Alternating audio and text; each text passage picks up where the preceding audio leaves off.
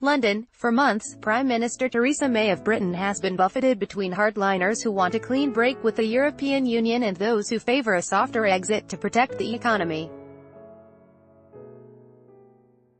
This week she got it from both camps. On Tuesday, it was the turn of the softer, pro-European conservatives in her ranks who put her to the test, as she narrowly averted defeat in a parliamentary vote that signalled the potential for months of gridlock over the country's tortured efforts to extract itself from the bloc.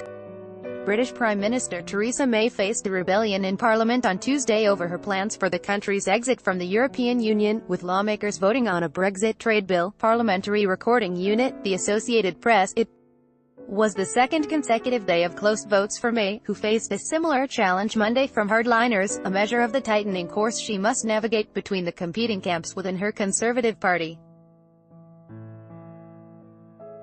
May secured victory by just 6 votes Tuesday, scraping home in the highly charged aftermath of 2 cabinet resignations and amid persistent speculation about a challenge to her leadership. The wafer-thin margin suggested that Parliament is close to an impasse over Britain's withdrawal, or Brexit. Article continued below. Mounting deadlock leaves no certainty that any outcome to Brexit negotiations this fall could command enough support for approval from Parliament later this year, something that could yet put the process on an unpredictable and perilous path. Read more. European Union tells UK to produce realistic Brexit plan or risk failure. Trump dumps on Theresa May in UK, accusing her of ruining the Brexit negotiation suit. Prime Minister Theresa May aims to prevent cabinet exodus over Brexit. May's Conservative Party has been in ferment since she secured cabinet agreement at Chequers, her country residence, early this month for a plan that aimed to keep some close economic ties to the European Union, Britain's largest trading partner. That is anathema to Brexit hardliners, who want to break free from the bloc's rulebook. May's approach provoked the resignation of several ministers and Conservative Party officials, including Boris Johnson, who quit as Foreign Secretary. Article continued. Belarus. President Donald Trump inflamed the dispute during his visit to Britain last week, arguing that May's proposals might kill the prospects of a trade deal with the United States. The tension over Brexit spiked again Tuesday, when Britain's election watchdog, the Electoral Commission, ruled that the official pro-Brexit campaign group Vote Leave had broken the law on political spending during the 2016 referendum campaign over membership in the bloc. The Commission said Vote Leave had exceeded its spending limit of £7 million, $12 million, by funneling £675,315 through a pro-Brexit youth group called Believe.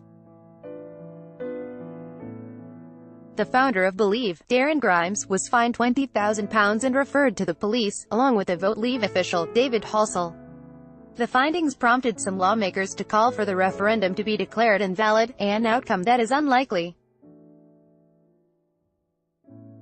The conclusions are nevertheless embarrassing for senior Conservative figures who fronted the pro-Brexit campaign, including Johnson and Michael Gove, the Environment Secretary. Vote Leave disputed the findings and characterized them as politically motivated. But the biggest domestic problems for May lie in Parliament, where her Chequers Brexit proposal has enraged her hardliners, led by Jacob Rees-Mogg, a right-wing Conservative lawmaker. On Monday, he was among those supporting amendments to a customs bill designed to toughen the Chequers deal and reduce May's scope to make concessions when she negotiates with the European Union. May gave way, accepting the amendments even though some critics think they render her Chequers plan unworkable. In doing so, May angered her more pro-European lawmakers, some of whom believe that hardline Brexiteers want to sabotage the Chequers agreement, ensuring that the European Union rejects it and that Britain quits the bloc with no deal at all. On Tuesday, the pro-Europeans hit back with an amendment that would have obliged the government to seek a customs union with the European Union if there is no agreement in January on a common free trade area for goods. May has ruled out a customs union because membership would prevent Britain from striking free trade deals with nations outside Europe, and her victory Tuesday will be a big relief for her. Later in the day, May lost another, less symbolic, parliamentary vote called by pro-Europeans to ensure that British pharmaceutical companies would be regulated by the European Medicines Agency. But May will face a severe test later this year, assuming she survives that long in power, both in trying to negotiate a deal on future ties with the European Union and then in getting approval in Parliament for any agreement she can make. On Monday, May's office ruled out the prospect of holding a referendum on the terms of any Brexit deal, but that may not be the final word.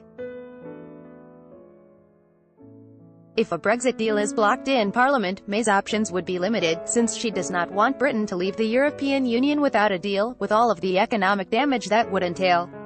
May could consider another general election, an appeal to the European Union to extend negotiations, or another referendum.